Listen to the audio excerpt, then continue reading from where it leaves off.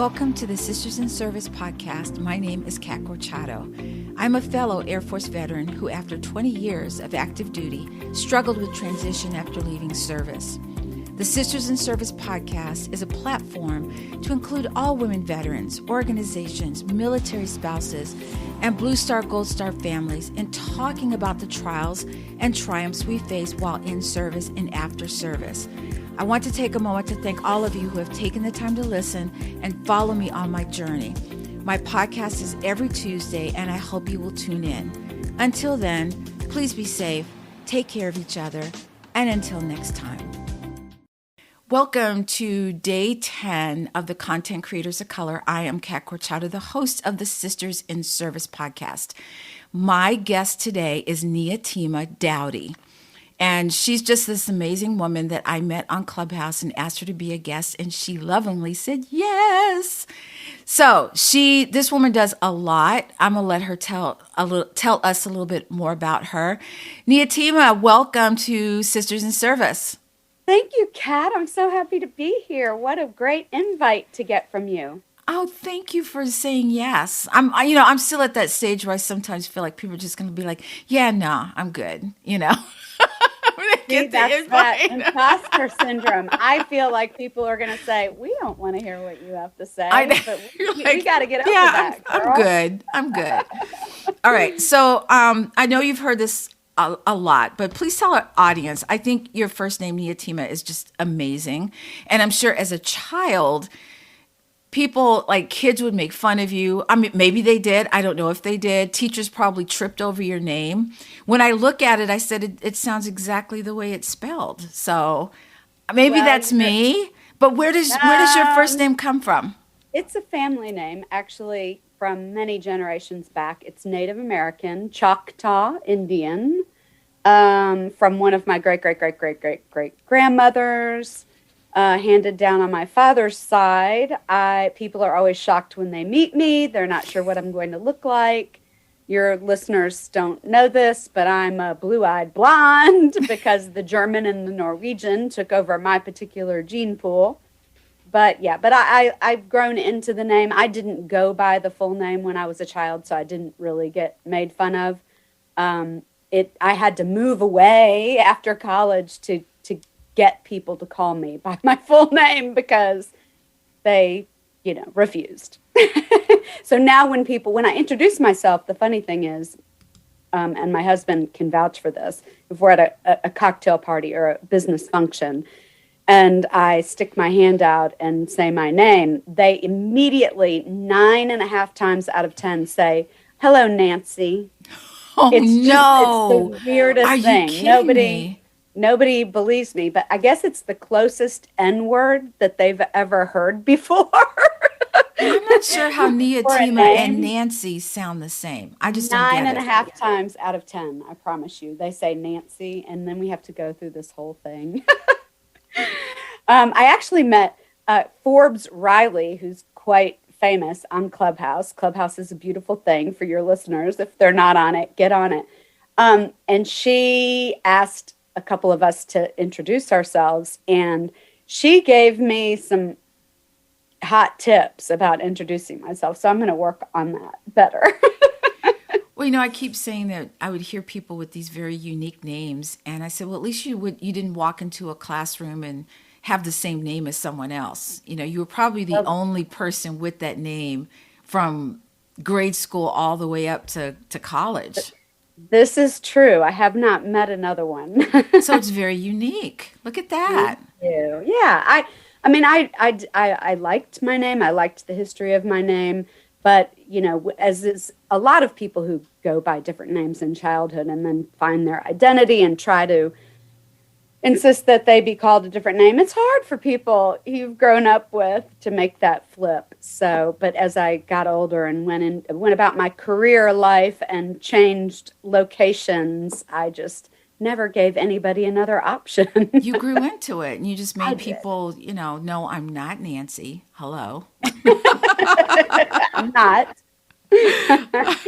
I love that. So you started a podcast, or you are the host of a podcast called We're Not Dead Yet. Correct. So, Except it's not a podcast. oh, okay. It's a YouTube It's a video YouTube series. video series. Mm-hmm. Yep. See, y'all, I got it wrong. Yes. Why that name? Why did that stand out to you? Funny story. One of my best friends, a couple that my husband and I are best friends with, they moved away several years ago to start a new company, but we still go. They moved to Florida. We're in Georgia. And we still visit with them and travel with them on occasion. And margaritas are usually involved. And one night we were traveling in Key West and going club hopping on, what is it, Duval Street, I guess is the street. And Amy and I are quite a bit younger than our husbands, which we like to tease them about. And we were dancing the night away, Amy and I, and drinking a lot of margaritas and just, on stage with the band and doing having our a good regular time. Yes. nonsense. And suddenly we heard a song wafting across Duval Street from another club that we loved. And we just looked at each other and without announcing anything to our husbands, bolted across the street. And they were, yelling at us and saying, it's time to go home. It's late. And I just tossed my blonde locks over my shoulder and looked back down the street and said, we're not dead yet. So that has become, probably 20 years ago. That's now. a mantra. And it became our mantra, especially every time Amy and I were together. And yeah, it was a way to say, I mean, at the time we were probably barely 40, but it was to say that, we don't have to quote act our age, we can still live life and have fun and have dreams and do all of those things. So when it was just about a year and a half ago, probably. So I was, I wasn't sitting around doing nothing. I was a stay-at-home mom. My kids were getting older. I, periodically did different volunteer ventures. I'm a crazy DIYer. I'm always involved with something like that. But I started noticing women around me in their 50s, late 40s, 50s, even beyond, who were doing whole new things, entering the workforce again and becoming a CEO, discovering that they could paint when they'd never held a paintbrush and were now selling paintings, doing commissions. And, and another one who was my kid's Spanish teacher who left teaching and decided she wanted to be a chef and teach Spanish cooking.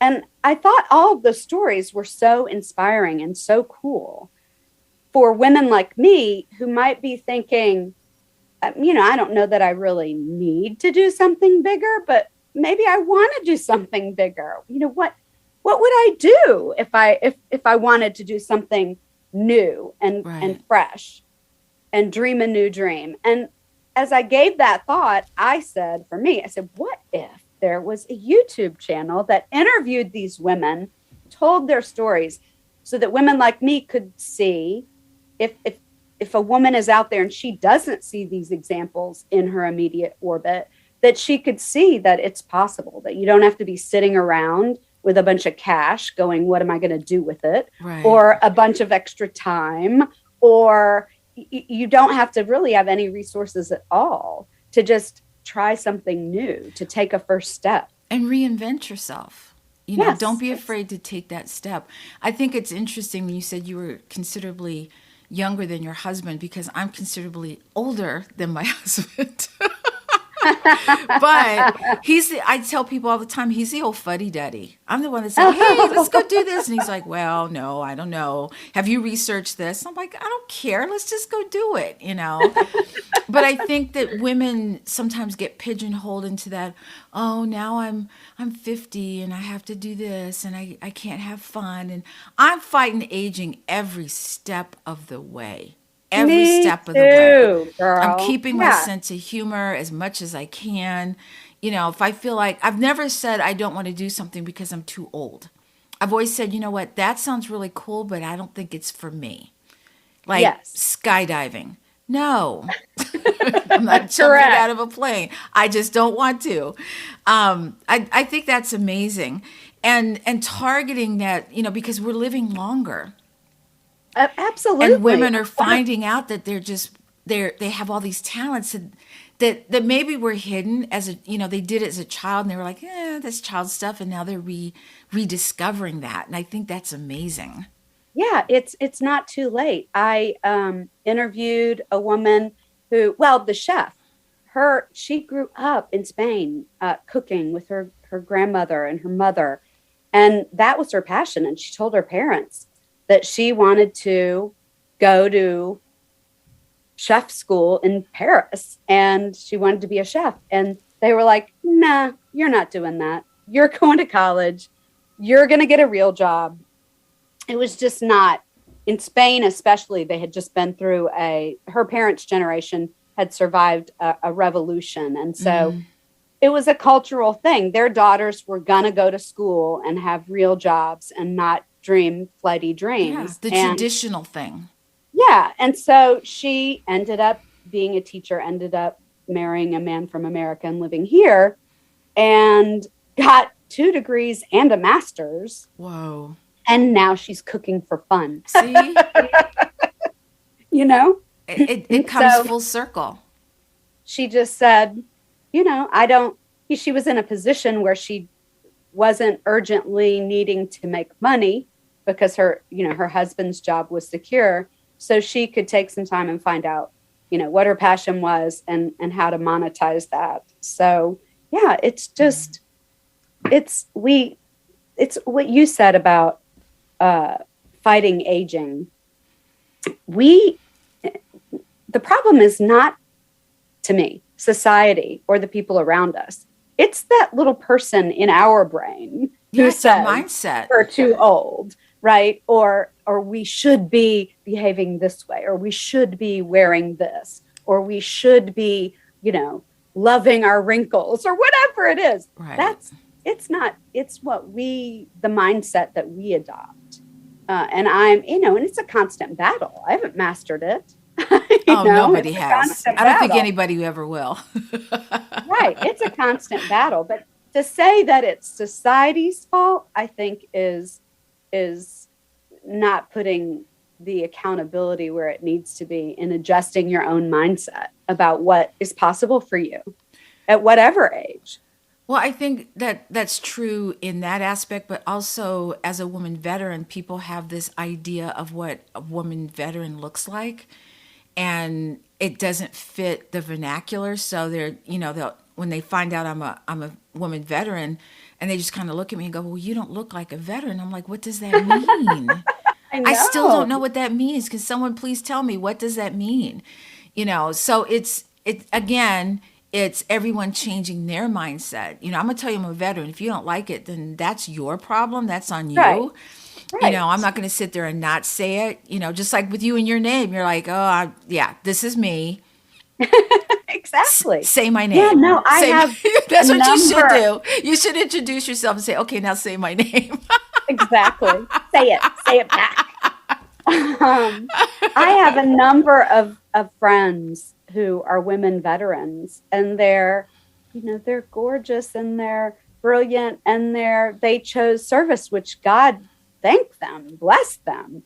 But that for most women is not a never ending proposition. I mean, that's why I say, your audience is my audience, because they start reinventing themselves from typically an even younger age when most of them get out of service. Right. Yeah. And the thing about not looking like a veteran, it's funny that you say that.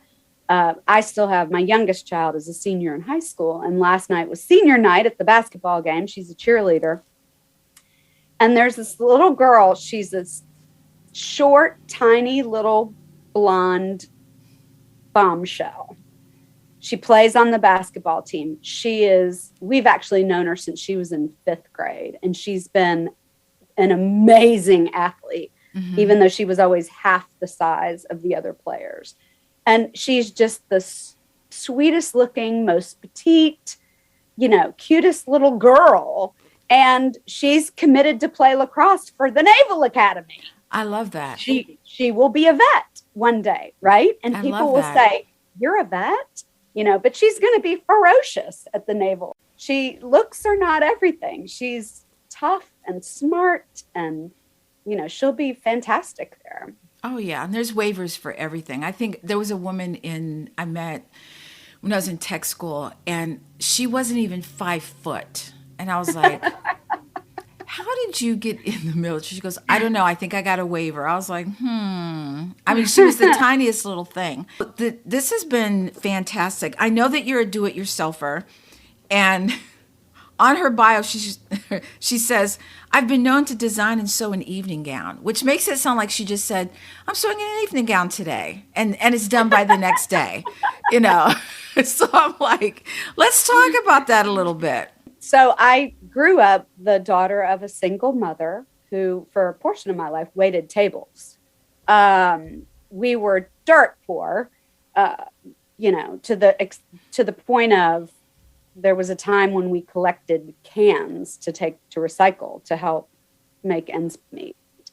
And she was raised on a farm and had to sew her own clothes from childhood. And so I was taught to sew basically before I could walk and she sewed all of my own clothes growing up. And I started sewing a lot of them when I became like 10 or 11 and continued when I became a professional after college. My taste, because I was a seamstress from a young age, my taste was far richer than my wallet. Gotcha. I had couture taste, but not a couture wallet. So, but by sewing my own things, I could go buy, even when I was working, I could go buy a beautiful piece of wool pinstripe by Ralph Lauren and craft this is 35 years ago, probably 30 years ago, craft a, $600 suit for less than $100, So I did that even when in my young career, but then there came a point where I had more money than time and I stopped sewing. But, when the kids were born, I would like to make special things for them. I made the girls baptismal gowns. I'm also very hard to fit off the rack. I have very bizarre dimensions. And so when it comes to something like a formal gown or something special, for me to get what I want, it requires me to make it usually. So I don't sew very often anymore, but if I want something special for a special event, you might do it yourself. Bite the bullet and sew a gown like I did this last summer. We had to go to a wedding in Italy. And I thought, well, how often do you get to go to a fancy wedding in Italy? And so I had a very clear vision of what I wanted to wear and what I wanted to look like, but didn't want to pay that very clear price. So I sewed my gown. It was not overnight, Kat. I was still finishing it the morning of our flight out to Italy and was just saying, please, God, don't let me have to finish sewing it on the plane. That's an amazing talent, though. That's one I never got. My mother never taught me to sew. I learned pretty much on my own how to cook. And according to my husband, I don't cook, according to him. No, he does. He does all the cooking because he likes it. But nice. I was a single parent in the Air Force. So, cooking was another thing I had to check off. It was a chore. It was something I had to do. So when he said, oh, I love cooking, when men say they can cook, you think there's one dish, right? Oh, you can cook spaghetti. Oh, yay. But he comes from a line of caterers. And his parents used to cater, so he learned, how to cook at a very young age. So he does the cooking in our family. thank goodness, you know. What a blessing. I know. I wasn't even asking for that, and I got it. So, Neehatima, where can people find you if they want to reach out? They're like, oh, this sounds like something I want to be a part of on your YouTube channel. So the YouTube channel is We're Not Dead Yet, Women Rocking Their Next Chapter. The best thing is to put in the search bar, We're Not Dead Yet, Women, and then mine will come up. There are a couple of other, because We're Not Dead Yet is, right, a general phrase. So there are a couple other things that will come up under that. But if you put We're Not Dead Yet, Women, you should see the smiling face of a crazy blonde lady, and that's me. Or a thumbnail of me, of a crazy blonde lady with another woman, and that would be an interview that I've done. And then, of course, Instagram. My Instagram is @YetWe're Not Dead. You can't use an apostrophe on Instagram, so it's @YetWe're Not Dead, and they can find me there as well. Awesome. So let's move. I would love, and while we're talking, right now I'm not monetized or sponsored, so I'm not traveling. And what I tried to be different. People said, why not a podcast? And I said, well, I want it to be visual. When I interview the woman who didn't know she could paint and is now, selling paintings to Dubai, I want to be in her studio painting with her. It's hard to describe paintings. Yeah. You need or that. I want to be in the kitchen with the chef, pulling heads off shrimp. I want it to be visual and interesting and not just talking. That's why I chose to do the video format. That's very cool. So, and different. Yeah. And different. Yeah. I'm just not there yet. That being said, that's why they're all relatively close to me in the Southeast at the moment. And I'm really dying to interview some women veterans about their reinvention stories, because I know they're all out there. The one that I know best is my neighbor. She moved away though before I started this channel. But she's a woman veteran and a nurse, and is now reinventing herself another time as a furniture rehabber. She paints, she buys, old antique or junk furniture and makes it spectacular with her painting talents and sells it. So I know there are so many interesting stories out there. So if your listeners know somebody in the Southeast who where in particular? Well, I'm in Atlanta, but of course I'll drive. I'm just not booking a plane ticket right now. Right. Okay. My husband says I can't spend any money on this venture. So yeah, I hear you. So if anybody's out in the Atlanta area, if you're a veteran and you're female, I hope you'll get in contact with Neehatima, and maybe we'll see you on the YouTube channel. That would be interesting. That would be very interesting. So let's move to our second phase. This is where I'm going to just be asking you some thoughtful questions, not about you or about your business, but just in general. So what are the top two things on your bucket list? Travel, more travel, being able to afford to see all the places I've always dreamed of seeing. Right. I've not traveled, even though I have this great story about how I got to go to a wedding in Italy. I've only been to Europe twice in my life. So there's lots more I want to see and do. That's a long bucket list for travel. Another item on my bucket list. I don't know. I just think they're all travel related. Yeah, just different countries. A long list of things I want to see. The pyramids, Right. Yeah, I want to go to Egypt and Italy. Yeah, Italy's fabulous. But, there's so many more places to see. Right. I want to go to South Pacific. I want to go to the Maldives in the worst way. All right, here's a second question. You're stranded on an island. You can take anyone except your kids or your husband. Who would you take? And why?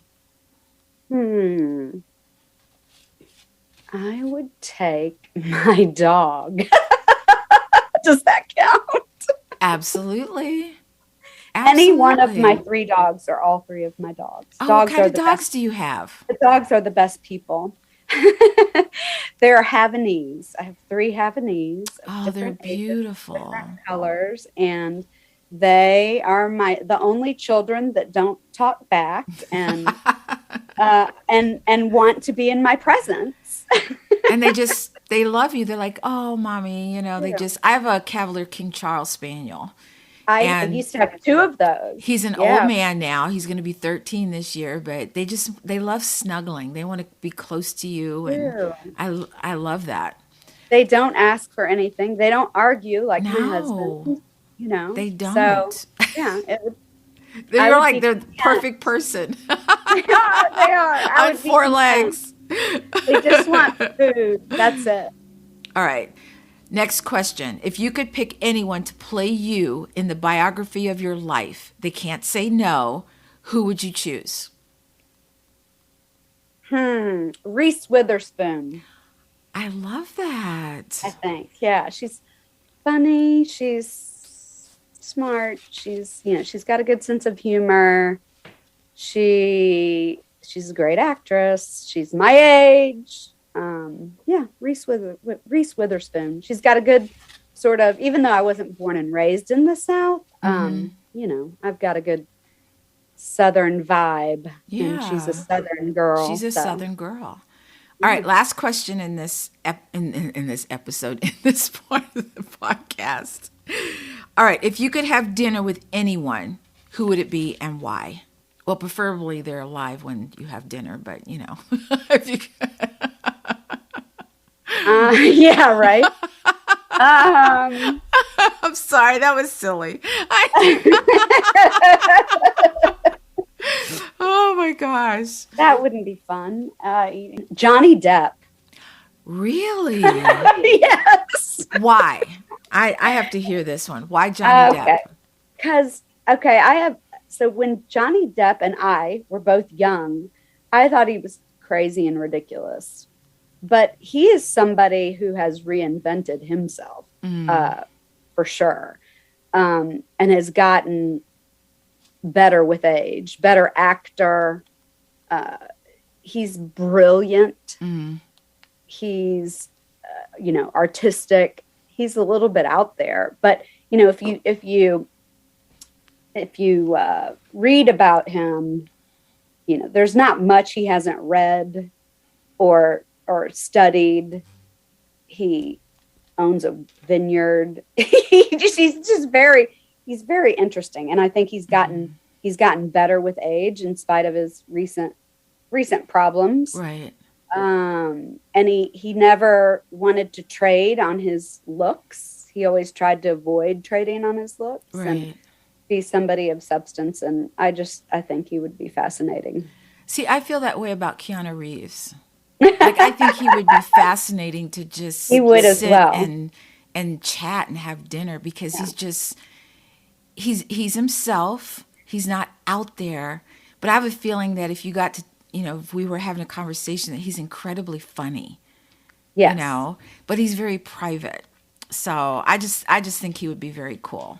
My oldest daughter is a singer, dancer, actress, and I had a little stint for 6 years teaching musical theater, so I know a lot of people in the arts community. And what people don't realize, they think that people do art because they have talent and because they can't do anything else, but they're really some of the most brilliant people who could have been brain surgeons had they chosen that. Right. They didn't choose that. And so most of the people on my list that I'd want to have dinner with would be artists. They're some of the most brilliant people, and you only see the art that they put out to the world, but the richness that's behind that art is vast and covers many, many fields of study and interest. So, yeah. All right. So this Artists puts are us cool. in. They are cool. My husband, when I first met him, my husband, he wanted to go to art school, and his parents were like, "No, you're gonna get a real job." And he had a lot of talent. You know, I keep bringing it up to him, like, hey, why don't you? And he's like, oh, I don't want to do it. And, Not too but late. I just think it would just make him really happy, if he did. And are you talking about art as in performance or art as in like painting? Art as in drawing. Like he could draw really, to me, I never got past stick people. I'm just going to tell you that right now. Yeah. And, full transparency. And it's okay. I never thought I was an artsy person or that I was in the arts. And my husband would say, he said, you're very creative. Number one, the podcast, it takes someone to be creative to do that. Definitely. But also I'm in the fitness arena. And he says, you have to be creative in that also. And I was like, oh, yeah. Okay. Yes. Okay. Yes. I'm a different kind of creative. Right. But, we all minimize, ourselves. Yeah. Especially when you think, think, well, I'm not really talented. Right. Yes, you are. Yeah. We just have to, we have to acknowledge, check off the things that we do and go, oh yeah, that requires a bit of talent that and presence. Yeah, right. Yeah, definitely. All right. So this puts us into our third and final part of the podcast. It's called This or That. You have to pick one. All right. You ready? Okay. I'm ready. Sweet or salty? Salty. Used to be sweet. That's changed. Wonder if it's hormonal or wisdom, but yeah. Yeah, I would have said both because I still like both. Warm weather or cold weather? Cold. That's why she's in Georgia, folks. No, but if I had we argue if there's a vacation in the offing and my husband and I argue, he wants to go to the beach and I want to go skiing. So, there's that. There's always that. My philosophy about heat and cold is when it's hot, there's only so much you can take off in public. When it's cold, you can always add more layers. Yeah. I don't know. My body, when it's like cold, it's like, hey, back off. Oh, that's funny. All right. Beach or mountains? I have to go with both. Although, yeah, if I had a choice between the beach or skiing, I'd go skiing. You go skiing. Music or silence? I need both. I love music. I'm a musical theater junkie. I studied music, but I also need silence. Mm-hmm. I can't have the constant noise. I need some silence. So you're just going to be difficult about this. Is that what you're saying? I'm nothing if not complicated. All right. Solitude or being around people? Cat. Here's another one. Go ahead. Say both. Just say both. I gotta say both. I mean, I like being around people, but I actually have clinical anxiety and depression that I now know I had since birth or childhood. And so I have some social anxiety, even though over the years I've, taught myself to get over it. And I do enjoy being around people, but I learned, especially when I was traveling in my career, to love being with myself. Mm-hmm. I loved nothing better when I was traveling on my career to go out to a restaurant and order a nice meal and a glass of wine and sit by myself. That was the best feeling. Yeah. I mean, I do enjoy my own company. It's a learned thing. It is, but you have to like who you are. And you're not alone. You're alone as an individual, but you're not lonely.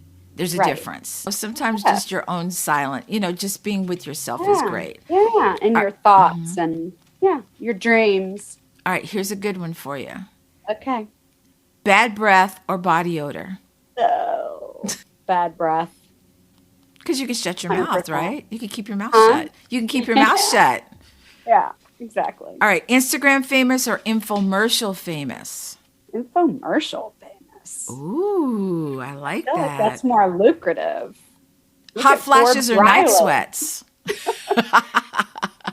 Hot flashes or night sweat? Hot flashes. Yeah. Night sweats is more complicated, keeps you from sleep. Except I don't have those because I have hormone replacement therapy. That's So yeah, we don't have me to live too. with it. I love it. I love it. All right, a store where every item is free, or a restaurant where every dish is calorie free? Definitely the restaurant. I All love the women food. I asked that question to, they're like, definitely the restaurant. I mean, I would just be I eating. love food. I would be eating Oh, dessert the whole time. would you? Oh I God, I love would. food. All right, bad haircut or bad dye job? A bad haircut, for sure. All right, last but not least, smartest person in the world or richest person in the world? Smartest. I love it. Definitely smartest. And we've come to the end of, and this is the end of our program, folks. No. Neehatima, this has been fun. Hey, it's been so much fun. Yeah, it's, we just got to have a good time, I'm so glad you were able to come on and do this for me. And, we get to chat. So for you, I can't speak. For those of you that don't know, I met Neehatima on Clubhouse. And I'd heard her voice, but I didn't get to see her pretty face. And so now we've been chatting and having a good time. So thank all of you. First of all, thank Neehatima. Thank you so much. Thank you, Kat. It's been so much fun. I know, right? I love doing this. And for all my listeners, you know what I'm going to say. Please stay safe. Take care of each other. And until next time, my name is Kat Corchado, and I am a content creator of color. Do you find it difficult to come up with content ideas for your podcast? Or perhaps you've gotten stuck during an interview with a guest where you just have nothing to ask anymore? Try Poddex today. Poddex is the best all-in-one podcast idea generation tool. You get everything from episode ideas to interesting conversation starters for interviews, engaging discussions for your live streams, and even social media content ideas. With this tool, you don't have to spend weeks trying to come up with content for an episode or unique questions for your guests. Just shuffle the cards and pick one at random, hit the record button, and get started.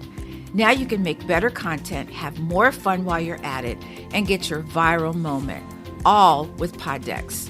Head over to poddex.com and use code C4C.